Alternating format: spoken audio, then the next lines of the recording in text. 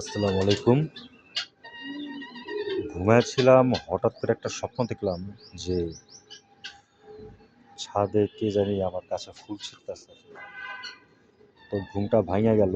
ভাঙা যাওয়ার পর দেখলাম ছাদে ধিমধাম আওয়াজ। তো চিন্তা করলাম, যাক, ঘুমটা যখন ভাঙছে যাই একটু ছাদে যাই। আর ছাদে কে এত সকালে? তো আইসা দেখি নাই, ছাদে তেমন কেউ নাই। তো আসে একটা জিনিস তাজ্জব হইলাম, মাশাল্লাহ দিলে কখনো এই গাছের মধ্যে এত পরিমাণে অপরাজিতা ফুল দেখি নাই। মাশাল্লাহ দিলে আজকে এত অপরাজিতা ফুল উইঠে আমি তাজ্জব হয়ে গেছি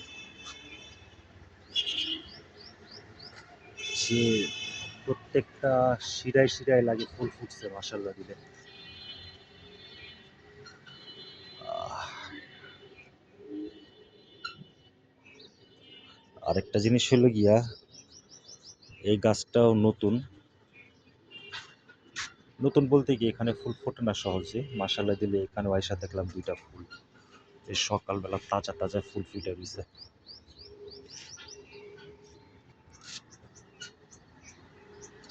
আর ফুলগুলি মনে করেন টাকায় দিছে।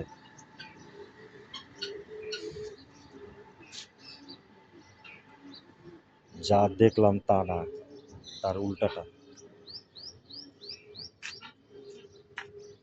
লজ্জাপতি সব লজ্জা পায় দিছে। একটু আগে দেখলাম সবগুলো তাকায় দিছে। কেউ ধরল ছিল না। মাশাআল্লাহ, এই গাছটাতেও ফুল ধরছে। গাছের আশেপাশে খুব সুন্দর স্মেল।